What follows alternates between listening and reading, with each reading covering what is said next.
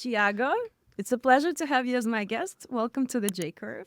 Thank you so much, Olga. Really excited being here because I'm a listener as well of the podcast. So again, thank you for the invitation. Thank It's your first time here, It's right? first time So here, welcome to Curitiba. and Yes. I'm extremely excited to be here because I don't think many people know. We're not even talking outside of Brazil; we're talking inside Brazil. How robust the tech ecosystem in Curitiba is, and you are one of the huge contributor to the state and the maturation of this tech ecosystem. But I would love to start with a little bit on you. What do you think were some of the most defining moments of your early career or broader upbringing that shaped your perspective on entrepreneurship? That's a great question, Olga. I'm originally from Londrina, which is countryside of Paraná State. Moved to Curitiba with 16 years old to college. I went to business school here. My first job was my first company. Today, I love to say that at Olist, we have the privilege to serve who we were in the past. I started out my first company as a store in a shopping mall. And lived through the pain of being a merchant and SMB in Brazil and having to live with all the complexities, the bureaucracy, the accounting, the catalog, pricing, managing the suppliers. We used to sell handmade products. And then I realized that if I really wanted to scale, I needed to go to a bigger channel. So at that time, I asked myself, what was the largest retailer in the world? And that was Walmart. But how do you get into Walmart if you have no track record? After a few months, I got to know one of Walmart's director in Brazil. We came up with a deal. So I pitched them the whole idea of bringing handmade products to Walmart stores. So we pivoted from the store to become a distributor to the largest retailer in the world. We started with Walmart, one store in Curitiba, and then expanded that to 150 stores across the country. We then expanded throughout other big box retailers here. For 5 years, we did that. But again, it was too much of a burden operating that asset heavy business. It wasn't really scalable the way that I thought. And I started to read about a few other cases in other countries, especially in the US, that build online marketplaces, online platforms to scale way faster, balancing supply demand. So they brought all the suppliers one side, the demand on the other side, and suddenly they had like great businesses, eBay, Etsy. And Yeah, that was when all of these companies are starting to pop up, right? You could start seeing the exactly, value and the speed of growth of exactly. digitally native businesses. That was just the beginning of the market. At that time was really, there were no amazing examples in Brazil just yet. You had Submarino, you had Mercado Libre, obviously from Argentina, but operating in Brazil, and a few other great companies being built, but they were all getting started. So we started our marketplace after a program called the Unreasonable Institute. And it was an amazing program. I got to know a lot of other entrepreneurs from the tech world, which was super far from my reality at that time. At that time, Olga, I didn't know what an ERP really means, what a tech company was, CRM, nothing. I have no technical background, right? My background is business. But today I even learn how to, code a bit or do whatever it takes, right? Yeah, it's if it is necessary, I'll get into it, right? But it was great. I went to the Unreasonable program, got into there as a distributor and left as a marketplace. We pivoted right through the program, understood that if you really want to scale, we had to pursue that, asset lighter model. We started with no merchant, no product. At some point, we were like 15,000 merchants, 700,000 products. We were growing, consistently month after month with no cash, no capital. But in a marketplace, somehow you have to anticipate part of that balance to force function, the liquidity, but we had no money at that time. And there were competition, and Eloseti and Airu from Rocket Internet, they were already, ahead of us with more capital, with more network effect. There was some very important call at that moment that I received from Betty Yang from 500 Startups. She was one of the managing directors there. And she called me and said, Tiago, look, we love the whole idea of Solidarium, of what you're building. We love to invest and invite you to come to the program, to the acceleration program here in Silicon Valley. So I accepted. She ended up was one of the fastest investments from 500 startups. It took them like 5 days to wire transfer the money. So I paid the salary for the team, purchased a flight ticket, and traveled to Silicon Valley. Spent 4 months in 500, got into the program as the marketplace. We was oversubscribed in the demo day. We brought all those investors. They were excited with the idea of scaling the marketplace. When we started investing, economics wasn't there. The product market fit wasn't there. So at that moment, I decided to call all the investors and return the money. But I also told them a different idea that I was thinking about. That was the inception of Olist. What if I connect all these supply that we built so far with these other marketplaces, such as Mercado Libre and Submarino and B2W and Via Varejo and Magalu? And all these investors said, look, Tiago, we trust you. If you decide to pursue this different idea, we want to be with you. And I was like, really? So I really appreciated that. And I thank all the investors. Most of them are with me until today. And it was an amazing story because 3 months after we launched at Olist, it took us 3 months to get the first version of Olist up and running after the program was over. In 3 months, Olga, we surpassed all the story of Solidaria, right? So whenever you find product market fit, it's not only about the economics, but traction will come, customer will be retained. Suddenly we had a business. How would you define the product market fit? Because it's not like very tangible, right? It isn't. It isn't. There's this definition that I think Raul Lohra from Superhuman, he popularized, saying that if 60% or whatever, 80% of your customers say that their life will be dramatically worse without you in it, then that is a product market fit. But how would you think about that in the context of e-commerce? The way I think about product market fit is in my stomach.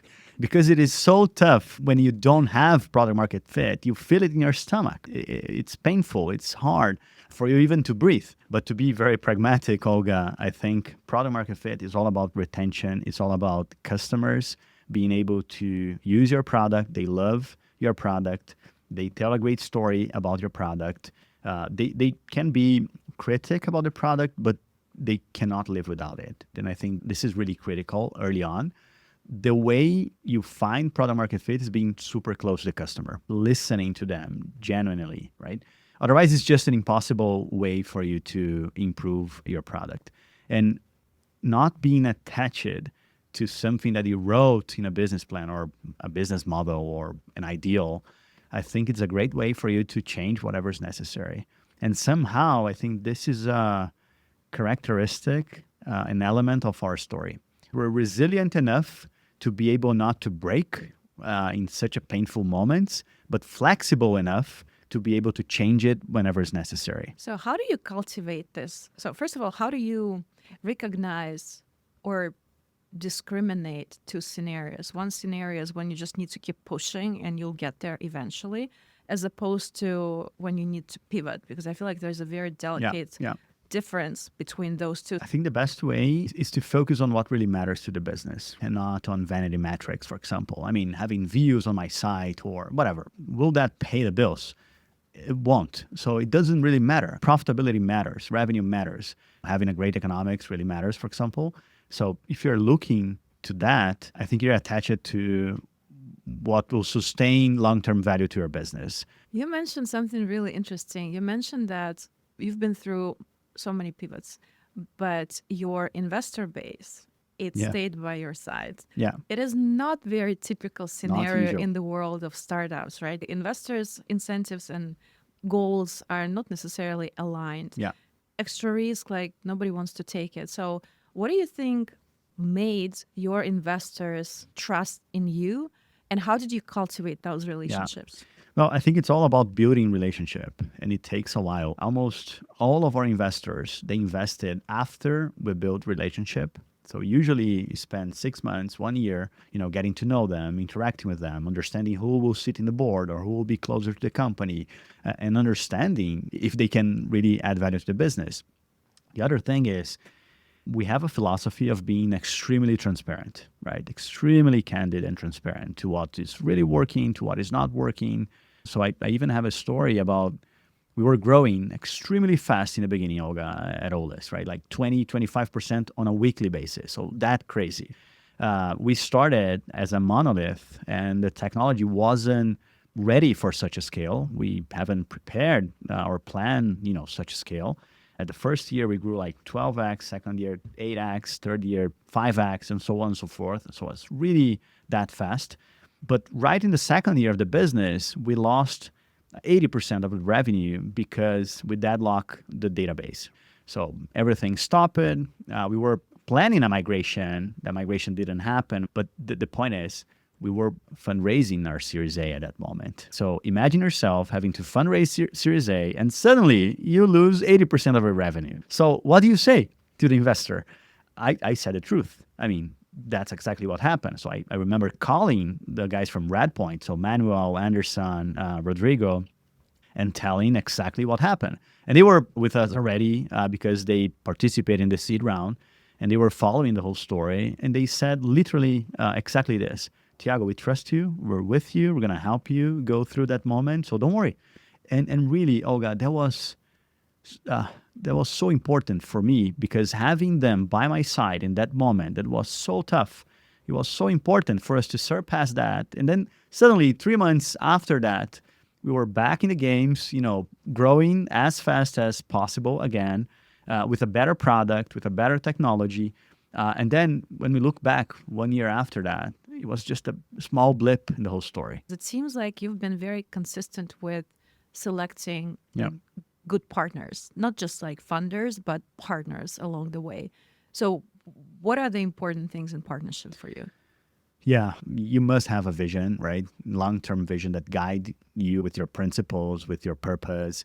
And I think having investors that first, buy your vision, are aligned to your vision, wants to support you towards the vision, but don't have a different vision to your business. I think it's the starting point, because if you don't have that starting point, somehow down the road, you're going to divert and you're going to have some issues, right? So starting from that. And then I always like to think of my investors as a step function to my next major challenge, right? So I always like to understand what the next cycle looks like, and how these investors in any given round can contribute towards that. So if you were to think about that earlier stages of Solidarium and Yeah. then transitioning to Olist, and think about that from, let's say, 5 key learnings perspective, what were those for you? The first one is having a clear purpose, a clear vision, I think helps you endure during painful moments. It's not about the money. It's being attached to something bigger than that, really helped me, because if you think about my purpose and my vision since Solidarium, it's pretty much the same. I mean, supporting entrepreneurs, building the best possible way for them to be successful, right? We started as a store in a shopping mall, pivoted to distributor, then to the marketplace, then to Olist. But in all different business models, we were trying to do the same thing. So I think having a clear vision and a purpose helps you build a great business and also bring great people on board. People prefer to be inspired by purpose and not only by money, right?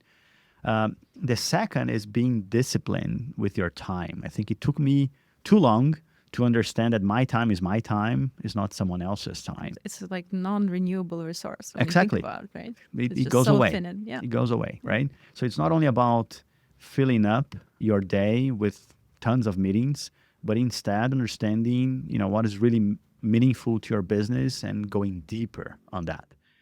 The third is having leaders that are not span breakers, that are people that are here to manage other people, and so on and so forth. For me, a leader must be someone that leads because they know a lot about the context. So if you're a marketing leader, you must be well known because of marketing knowledge, right? You understand what marketing really means and so on and so forth, for tech, for whatever, right? Logistics.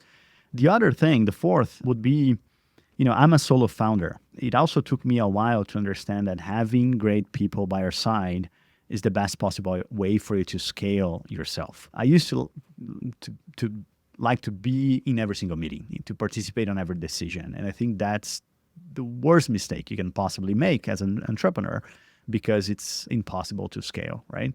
And I love the idea of having people better than myself, people that understand way more than I do in specific teams, that challenge myself so I can learn along the way with them. And the fifth, I mean, looking at the right thing and doing the right thing, being an example, because down the road, I think, I mean, again, it takes a while for you to build something meaningful. Today, we transact about 60 billion reais in our ecosystem, 50,000 merchants. I think doing what is right in ethical terms is not only the base. I think it's a great example to inspire other, entrepreneurs doing the same thing. I think we need that in Brazil, especially in Latin America, especially, right? Yeah. Yeah. Yeah. It's really funny. I was invited to the graduation of iFood drivers. Oh, wow. iFood is covering the cost of education for drivers who choose to graduate high school. And it was like over 1,000 people in the room. There were Amazing. 500 people sitting like and graduating from school with their families. And there was like a food and, like makeup services for women. And to me, seeing this people of completely different ages, different backgrounds, like with the tears in their eyes, It's like amazing. achieving this like major milestone, the age of, I don't know, 18 to 60, right? Like the range was ridiculous. And their families, how proud they were of this. And like that was a very strong reality check and just understanding like that you're at a company, you make decisions like how you're going to give back, right? Exactly. And that was their case. So I totally understand what you're saying. Like success is not defined purely by Money. financial Yeah. metrics, right? Yeah. It's defined by what you contribute, you bring to the society Exactly. as well. And I think in a country like Brazil, where you have 12 million SMBs, right? That's a lot. 90% of the jobs created is coming from that parcel of the population. They're underserved, they're unsophisticated, and it's really hard for you to navigate in such a ocean of complexities in the country. So being able to change the reality of these people, of these companies, and make them employ even more people and be more profitable and grow more, I think it's amazing. It's a great impact. Very measurable. Very like, measurable. Impact. Yeah. But isn't it crazy when you think about it? And I feel like in your case is even more true because you're a solo founder. Just thinking that one person can make this decision, can grind through many years, go through so many pivots, and deliver the impact that you managed to deliver. Now, obviously, you're surrounded by people and so on Yeah. and so forth.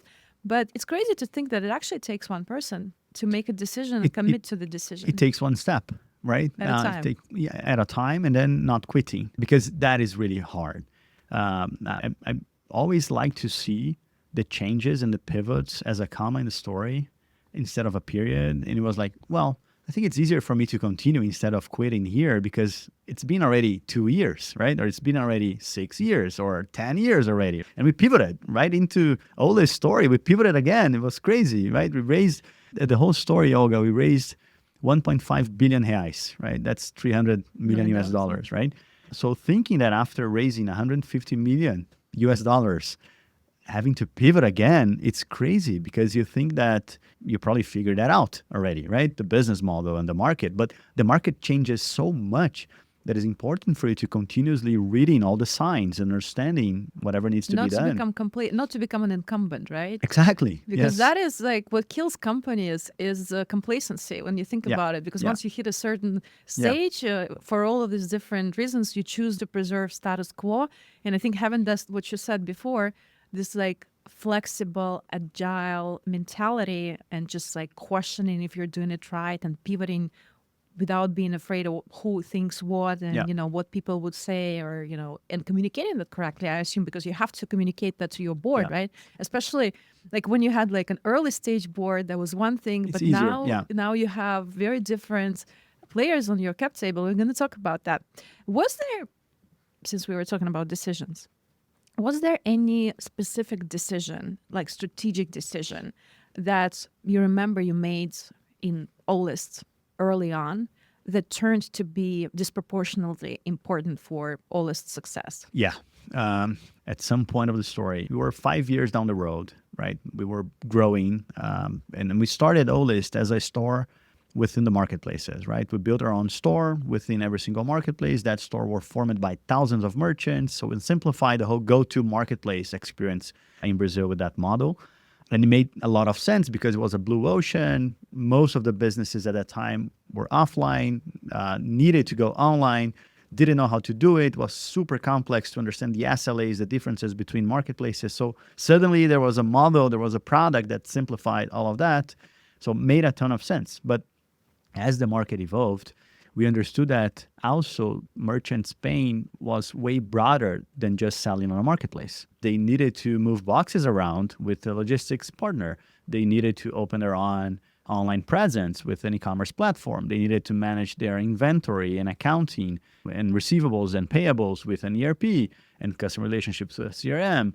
And all of that was fragmented. The whole experience of managing an SMB, it's crazy because usually the average entrepreneur tends to trust 12 different partners or software providers or service providers. For an unsophisticated business person, having to understand and figure out and crack that code, it's just too much. So realizing that, Olga, I think making the decision of pursuing an ecosystem instead of just being the store in a marketplace and acquiring Tiny as an ERP and then Venda as an e-commerce platform and Pax as a logistics platform and pursuing the whole idea of becoming the operating system for these merchants and simplifying their operations changed everything because we suddenly wasn't constrained only at the marketplace world. Suddenly we started operating and looking at the merchant as a whole, right? And not as a part of their sales. We became the central spine of their businesses, right? We are the brain, we are the spine. We help merchants structure their business. The system of record. Everything. We have full visibility of what happens inside our merchants' day-to-day operations with the ERP or their online experience and offline experience. So I think that was a massive, important decision. And why is that? Because the market after that started to change a lot, right? Meli grew significantly and asymmetrically, right? Amazon also grew and Shopee, and there were all the Asian players starting in Brazil. So the power dynamic in the marketplace world changed a lot. But we were already prepared for that because we switched gears to focus on these SaaS version of our business and ecosystem connected with financial service embedded, where marketplaces is just a complement. It's a very important complement, but is a complement. So that was a very important decision for us. So why do you think you saw that and how did you see that? Like what allowed you to be the person who managed to build that ecosystem? First and foremost, because we are obsessed with our customers, obsessed, like talking to them all the time, understanding their pains, understanding what is working, what is not working. I think I cannot stress how much important that is in our story. Because in all the moments where the business wasn't doing so well were the moments where I was not as close as I wanted to the customers. I was thinking or handling something else. So I think being connected to the customer prevents you from ignoring the signs of what is not working to your business. I believe that a founder or CEO has to be the top salesperson of the company. And you're a unique founder in so many ways, from being solo founder, but also not being technical founder, right? Yeah. But most companies in tech are started by technical founders, yeah. And technical founders love building products. Yeah. They don't like to sell. But I do believe that you have to learn how to sell. What's your take on that? Well, I believe that early on, it's really important for you to know how to communicate and express yourself for customers to understand your business. So position the product and the company really well. I think it's super important. I think that helps with the relationship with the customer, with the team. But to be frank, Olga, today and over the past few years, for me, having a great product with adherence, with direct connection with the merchant, with the customer, or whomever you serve, I think it's more important, to be frank. I think we learned with the pain of overselling in the beginning and overgrowing in the beginning, the business, right? Without a very strong, robust product to handle that growth. But I think over the past 5 years, I changed it so much, my mentality towards building the great product first and then having our customers using that. I want to talk a little bit about what it actually means to transition from, well, let's simplify and call it like a single product company to the ecosystem of products. Yeah. So what that means in practical terms, and then let's maybe talk a little bit deeper on the acquisitions and all the learnings that come through this expansion, both organically and inorganically. It's really hard, actually. The transition is not. It isn't natural. What do you think are successful examples of companies? There are a that bunch of went them, through right? that I mean, if transition? you think about Shopify, they started with one single product, but today they're an ecosystem of suite of applications, super connected. Google Workspace. If you think about Square, if you think about Toast, if you think about, I don't know, I mean, there's so many, Atlassian, right? There's so many great technical companies that started with one single product, but evolved to a complete ecosystem of applications, connected, convergent, simple. I think that's what inspired us to pursue that same strategy, that same way, because again, the SMB faces all those complexities. It's really hard for you to navigate in such a fragmented ecosystem, right? So we shouldn't be mimicking that within our ecosystem, right? But we started with one single product.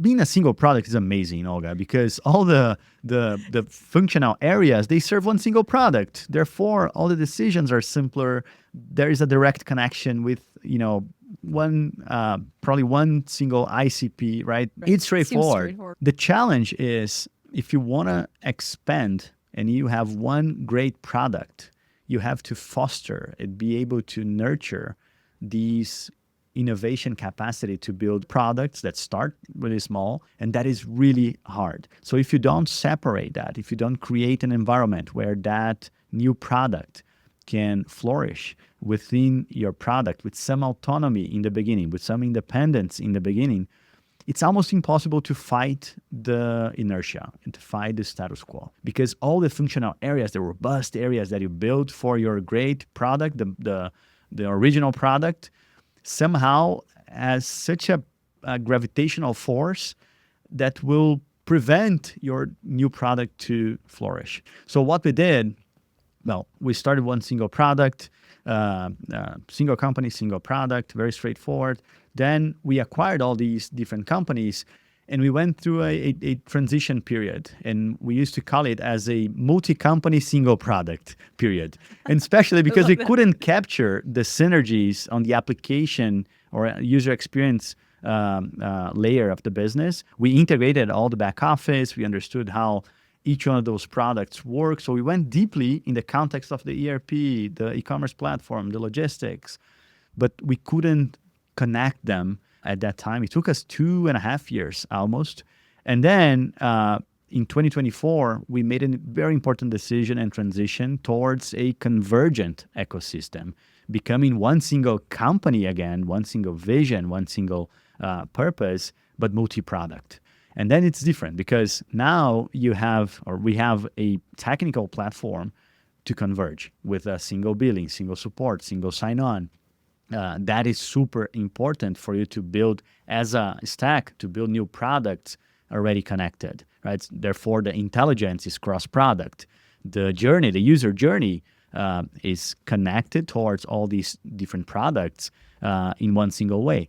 So I think it's really hard to make the transition for you to have new products flourishing in the business. The way we found that, at least, was to separate them in an environment that is somehow protected of the gravitational force of the functional areas, to then define what success looks like, define milestones for those products, to then, whenever it's ready to transition to connect with the growth platform, then we do that. Otherwise, it's just impossible for you to have new products being built within So would you say that when you were single product multi-company was an essential step to becoming multi-product single company? Or it was a learning curve? I think it was a learning curve, to be frank. I mean, I would love to have bypassed that already, but it's really hard because it's such a different context for each one of these companies, right? It's not called inorganic for any reason, right? I mean, it's not natural. It's in the name. Yeah, I mean, it's in the name already. So it isn't natural to acquire other companies. There are differences, important differences in culture, in tech stack, in cultural threats, right? I mean, we have companies based in Bento Gonçalves in Rio Grande do Sul, like south of Brazil, in Porto Alegre, in São Paulo, in Curitiba. It's different, right? So until we learned what were really the way to connect and build this company to embrace them all, we prefer not to push that. For next M&As, the way we think about it is to anticipate some of those changes, but being extremely transparent of what the future looks like for Olist. We don't think that our future will be different than having these operating systems super connected, convergent in one single platform. So every single new company that we acquired from now on has to be aligned to that. So in the 90 days initial plan, post-merger, completely focus in making that happen instead of waiting 2 years, for example. But we didn't know that before. So that's key learning from the past years.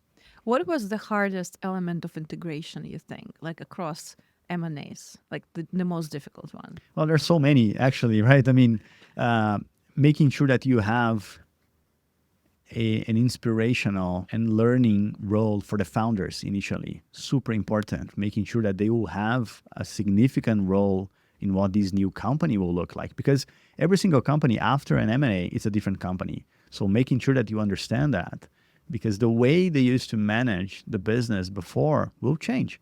It's different reporting, different ways for you to organize a business, different ceremonies, right?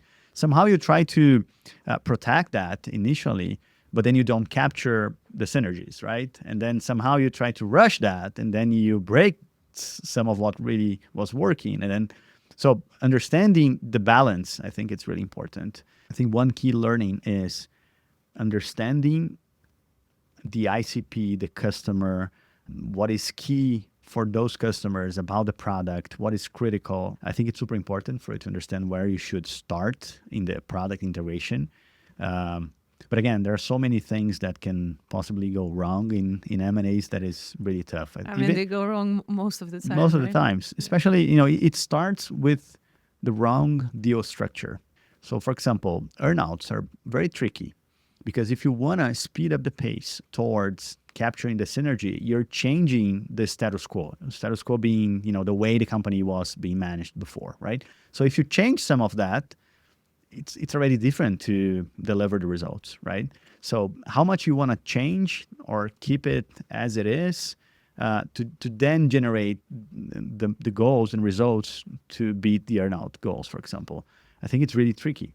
So I have to be careful about that. I feel like a lot of M&As go wrong for all of these different reasons, but still inorganic strategy is really important, right? For the business like Olist, right? In our case, was pivotal. If we haven't acquired the ERP, which is today the centerpiece of our strategy, we wouldn't be here right now. You wouldn't be building the ecosystem of products. Not as strong as it is today, not as robust with the current value that it provides to our merchants as it is today. So I think it was the best strategic movement for the past 10 years. And we acquired great team, great founder. Rogério is an amazing person. He's our CTO today, right? He took the role and accepted the role as CTO and not only being there as a BU owner, for example, in the ERP.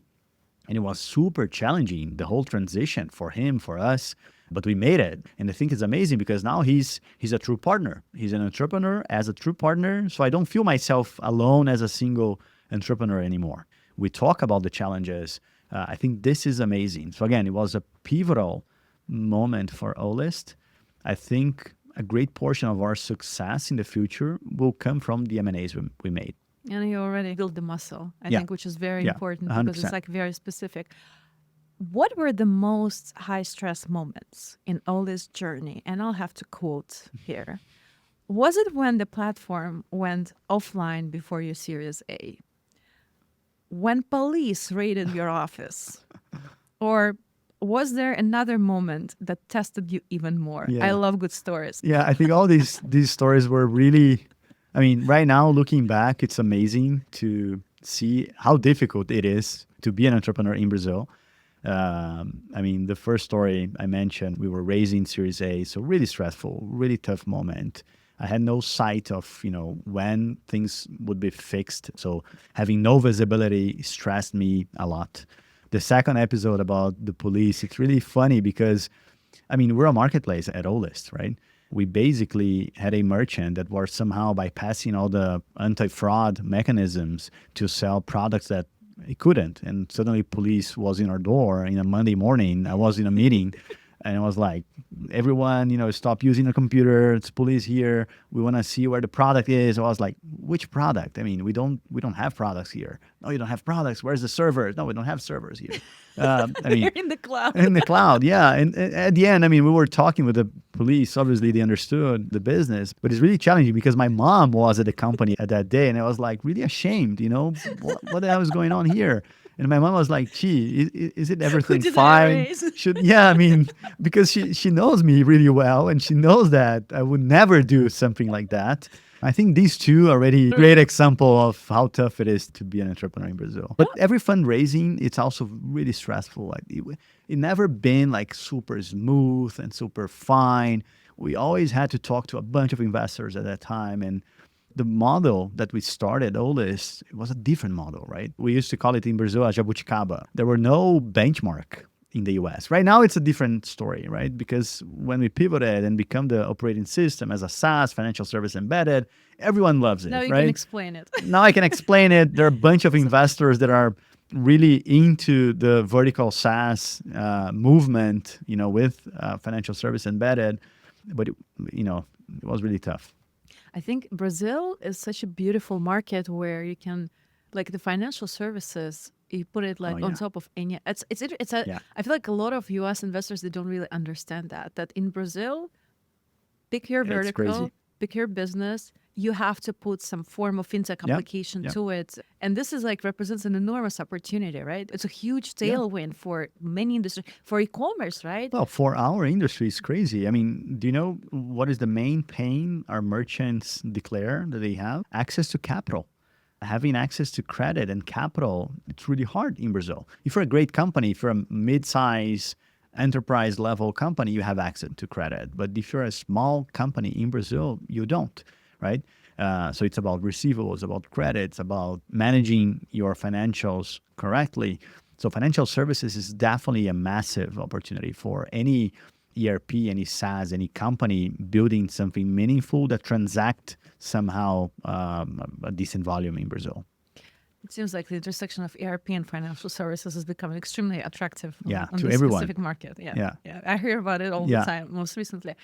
Given that you spent some time in Silicon Valley, right?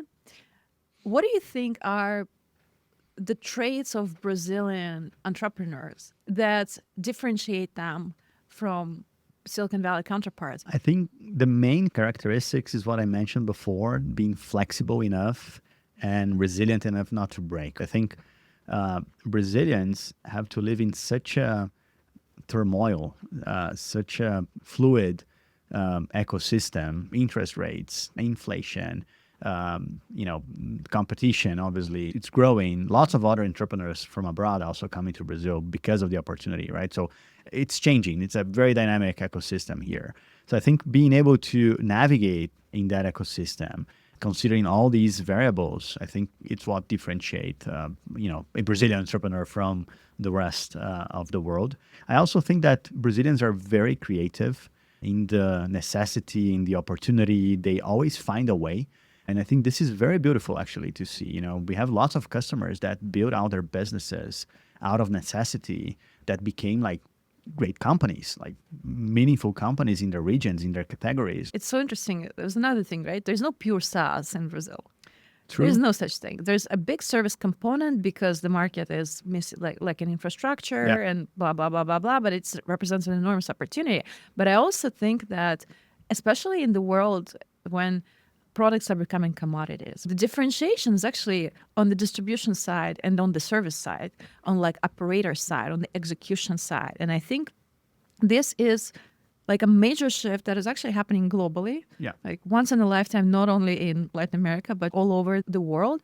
But I do believe that given that the entrepreneurs from Brazil, Argentina, they're way better positioned to capture the opportunity just because you have to be like so strong operationally, financially, Totally, 100%. to run businesses in this environment. I couldn't agree more. And especially, Olga, let's take our example here, right? We became the system of record for the merchant.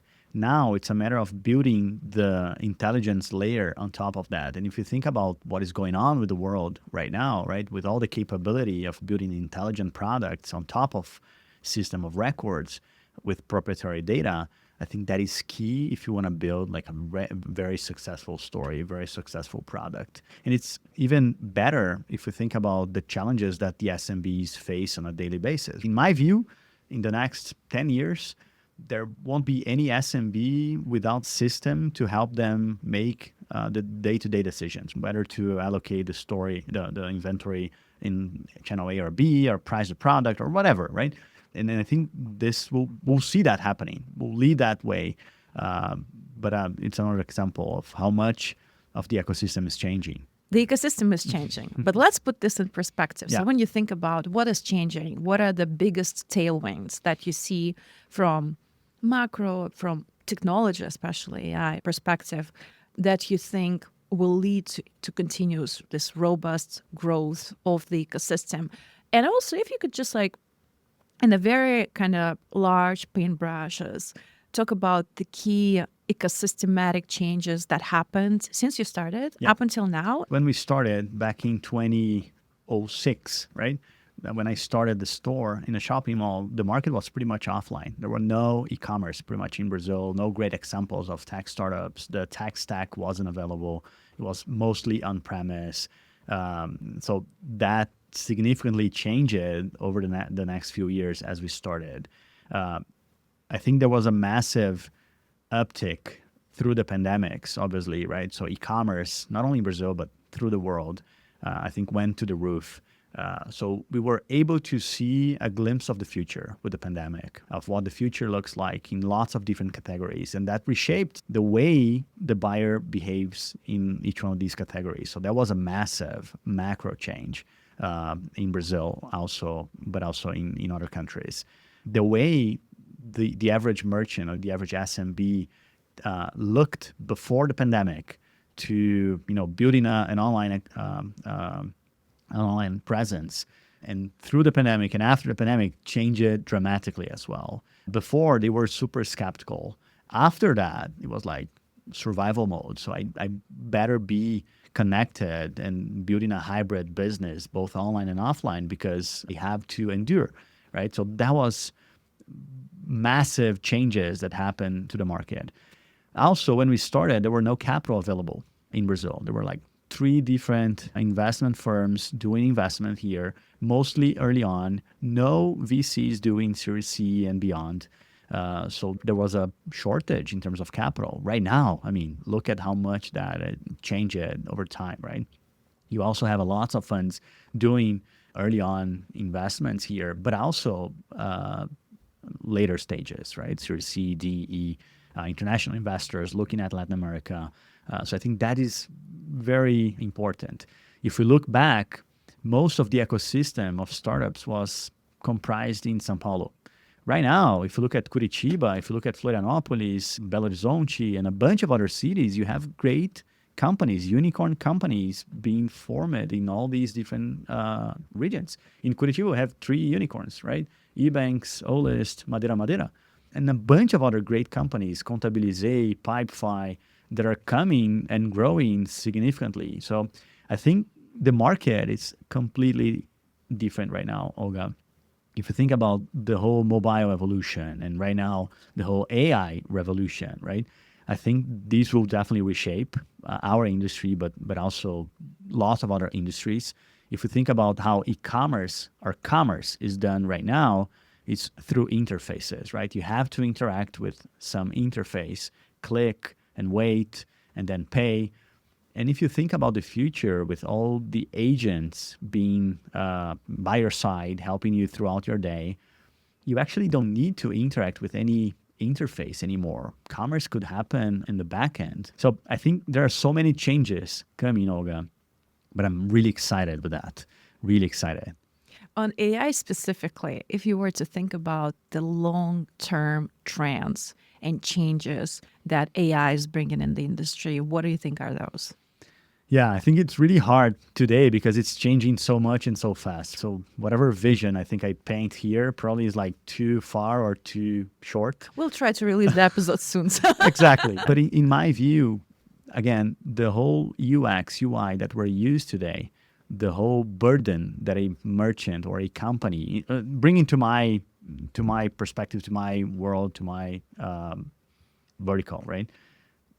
It's still very costly for the merchant in terms of time spent, time being dedicated to run a business.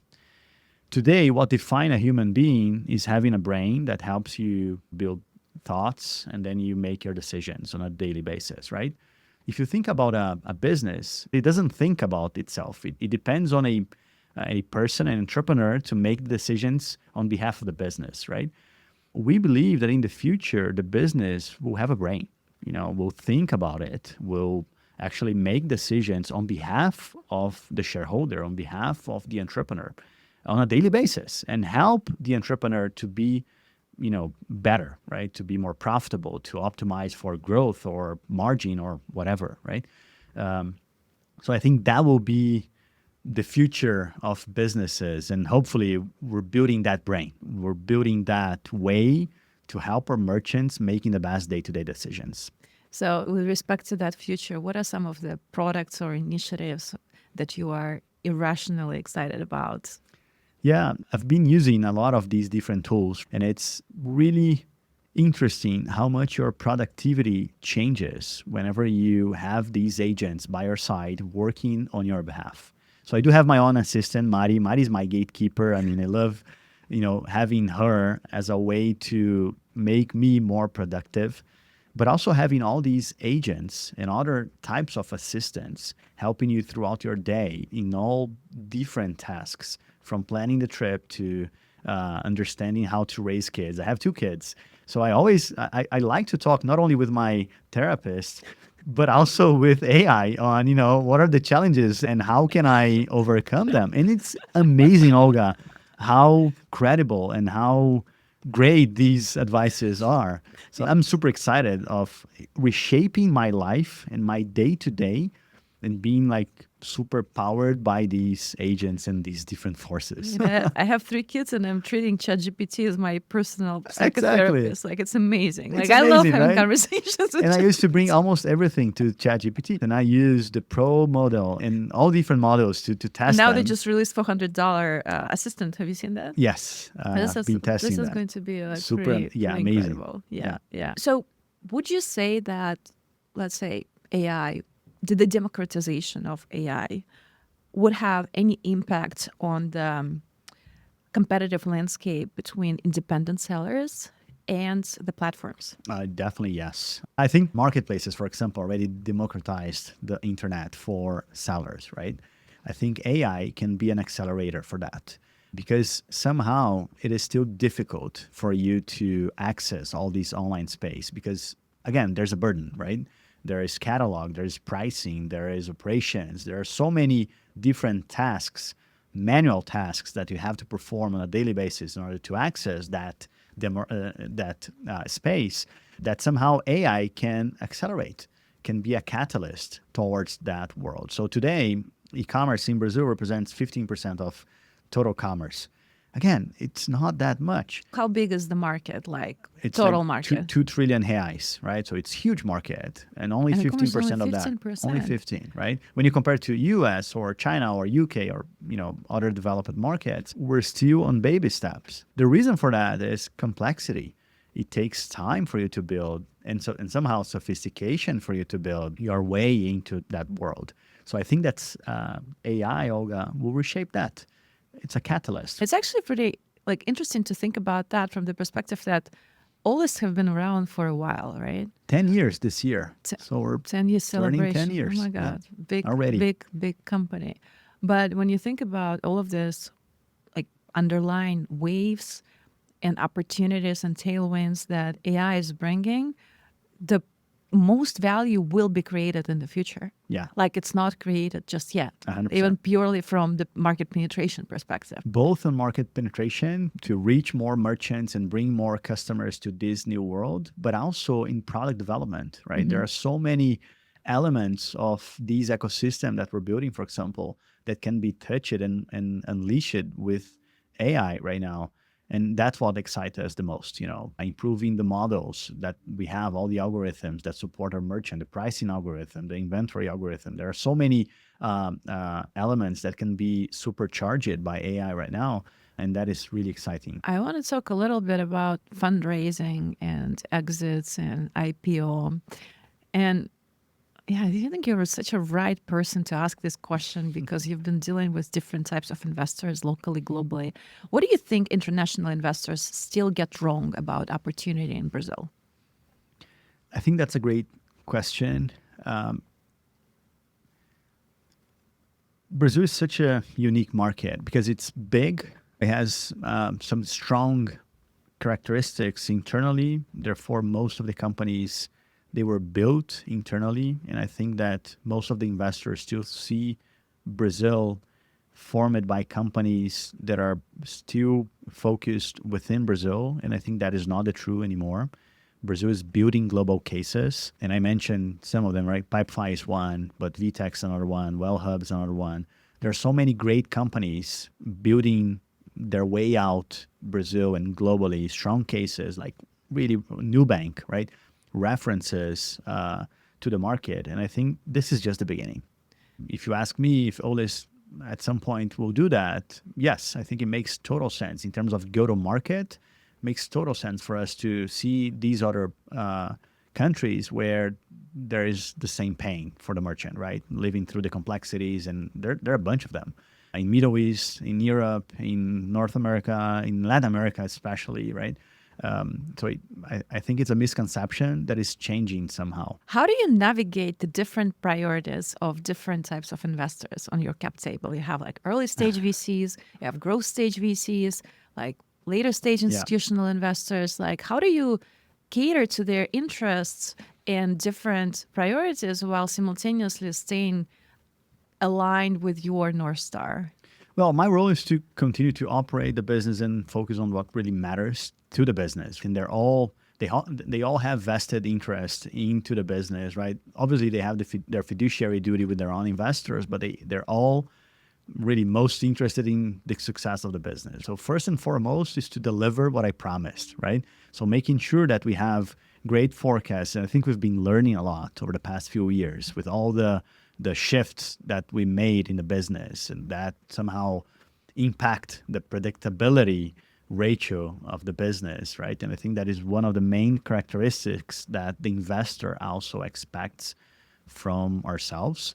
So I've been learning a lot about it. But again, first and foremost, delivering the results we promised, focus on building a real business with strong economic results, right?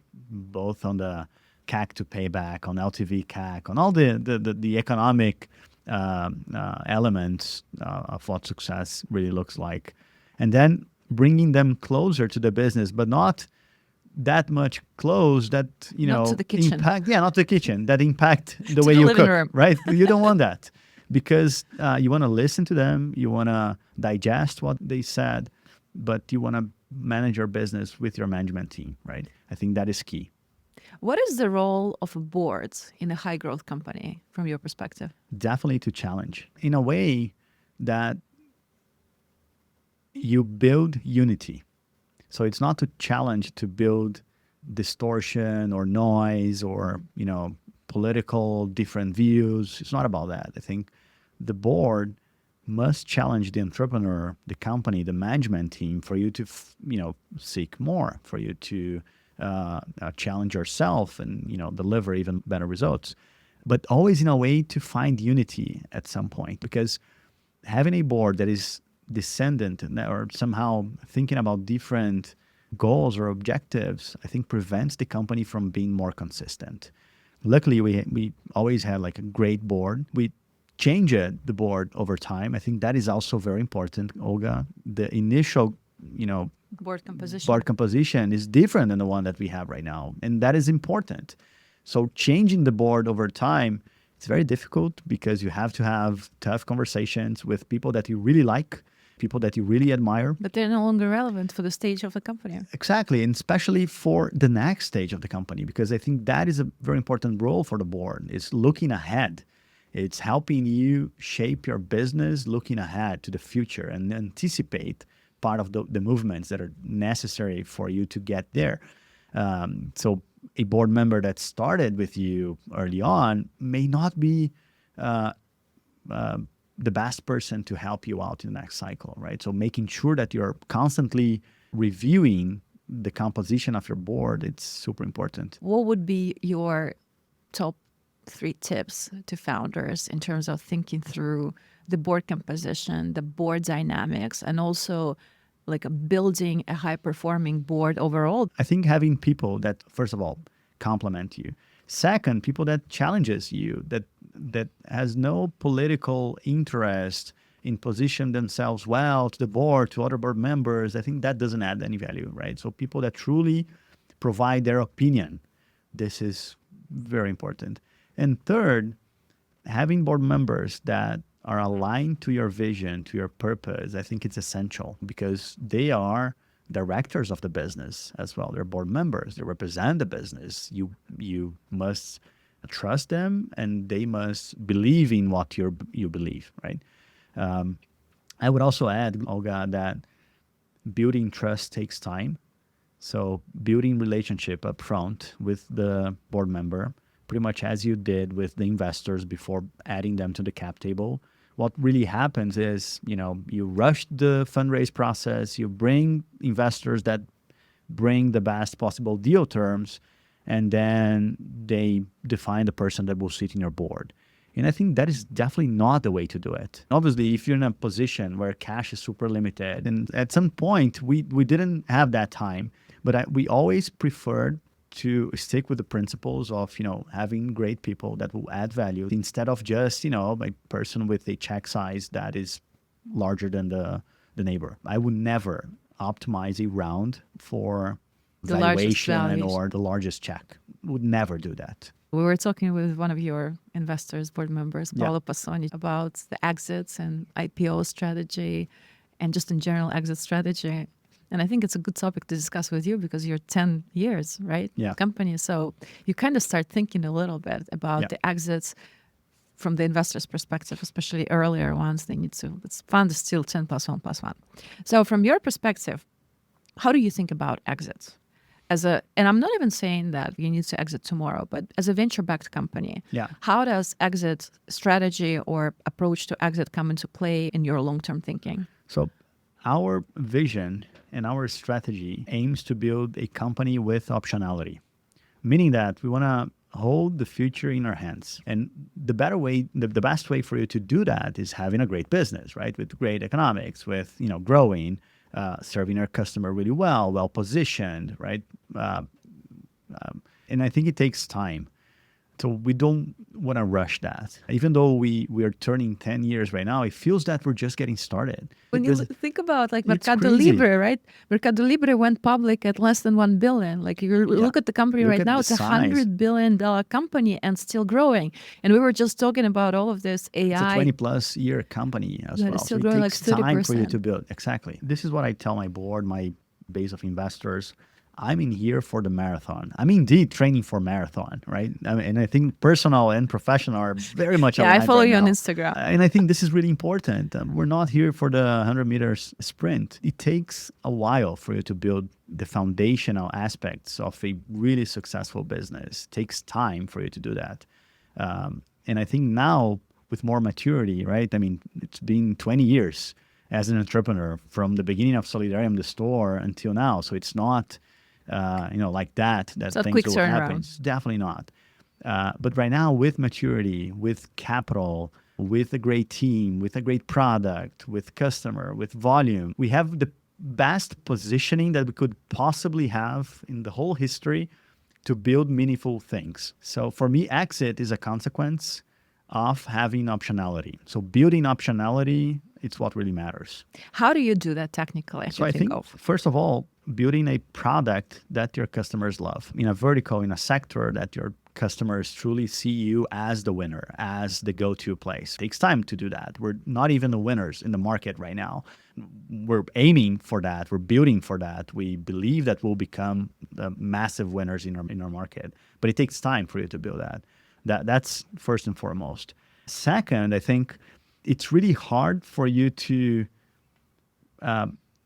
change your product and your business along the way, but being open to that is really important, not to become obsolete, right? And I think we proved that we did that in a few different moments in history. And to be frank, I started saying that hopefully we won't pivot again, but if it is needed, we'll definitely do that. I think it's, it's part of who we are. So building optionality, it's always being aware with a radar connected sensors, really sensitive to what's really happening in the market, companies that are being born, other products that are really exciting in our industry. So why not to partner or invest or bring them on board? And I think it's not only about your dream alone, it's building a massive sense of purpose and having people that have these shared values to build that dream along with you. We have people today that it's with us for 10 years since the beginning. Even people before that, even from Solidaria, right? That are working with us. So I think that is key, to build optionality. And on the cap table level, that means that you need to balance the venture capital with more patient, kind of Definitely, long-term. and also recycle sometime the cap table, right? We did that a few times because they have their own priorities. They have their fiduciary duty with their LPs. So it's important for you to understand timing with your investors. This is something that I do really often, Olga, is ask them, what are their goals? How is liquidity important for them in the short term or in the long term? Are they with us in the long-term vision, or do they need liquidity in the next, year or so? So having that clear relationship with the investor prevents you from, knowing from someone else that an investor is looking to sell part of their shares of your company. I think it's always good for you to anticipate those movements, right? And have that upfront conversation. Preempt those movements. Yeah. What's your take on secondaries in LATAM? I think it's starting to, gain more relevance. I think obviously in 2020, 2021, there was a massive, amount of secondaries happening in the industry here, but not as structured as we're seeing right now. So we're seeing new funds 100% focused in secondaries right now. There is a, context of the market because of where tech is right now. But I do see more funds being interested in secondaries, and also as a function of recycling to the cap table. So not only secondaries, but also, connected to primaries. And I think that's a great blend. If you want to recycle the cap table a bit, giving liquidity to early investors along with, a small or a primary investment, makes total sense. We're going to start moving to the rapid fire. But before that, I want to ask you if there's anything that's we haven't spoken about, but you think we should. I think we covered a lot of things. We haven't talked about, on the personal side, how to balance. You have 3 kids, Let's right? talk You know how about hard that. it is, right? As a CEO, as a founder of a tech company, but also with 2 kids, wife, sport, and a lot of other elements to balance. I think it's super challenging. And I learned a lot how to allocate my time over the past few years. So again, being intentional with the use of my time instead of just replying for people, for them to command my schedule. I think it's super key. Blocking time for, breakfast with the family, blocking time to play with my kids. This is really meaningful for me. It's non-negotiable anymore. In the beginning, it was negotiable because it's so important what is going on in the business right now. It's non-negotiable because we only live once. Obviously the business consume a lot of energy, and that's my 1,000% priority. Olist, making Olist the best possible business I can, but making sure that I balance that is super important for me right now. What role does the sport play in your life, and how does that impact your mindset as an entrepreneur and as an executive? That's an amazing question, Olga. And to be frank, I think I'm into running right now, right? I love racing. I love go karting, and I love running, right? Speed it's a passion, right?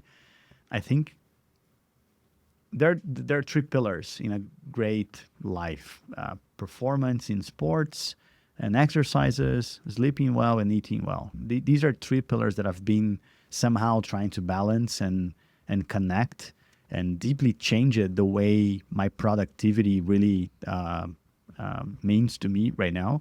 So sport changed that because running also drains you and also consume a lot of your body, a lot of your muscles. And if you don't think about your health, it's impossible for you to be a great runner. So I'm training for marathon right now, and there are so many similarities to the same discipline that I have to have at Olist. It's very similar, but it's also helping me understand that it takes time because I definitely want to be a great runner, a faster runner. But it doesn't happen lower my pace. overnight. Doesn't happen. So it's pretty similar to business, right? Making sure that you wait the time it takes to build great stuff, super important. I totally agree. I used to do ice skating. So there's a very strong similarities between long-term thinking, Yeah. understanding that it takes time, understanding that progress is compounding. Actually, I think that is one of the reasons why so many entrepreneurs are into some form of semi-professional sports, being Yeah. it triathlon, being it running, being it whatever, who's Agree. doing what. I agree. And there's also, it's a different level. It's like you mentally exhaust yourself at work as a knowledge worker, and then you physically exhaust yourself during exercises, but Yeah. you compensate like the mental energy, Yeah. oxygen flowing into your brain. You feel It gives you clarity. it gives you clarity. Yeah. You have full visibility of what's really going on, Yeah. what's really matter, and you focus your energy on those things instead of, on the noise, right? Exactly. All right, let's move to the rapid fire. I'll ask you 10 short questions and I'll Yeah. appreciate your immediate responses. Let's dive right in. The first question is, what's the most underrated or under the radar tech company in Latin America? Oh, wow. That's a great question. I think there are two in my mind that came to my mind right now. And Pipefy and Contabilize are companies from great friends from Curitiba. Pipefy is global already. It's such a great example. It's not that underrated, to be frank.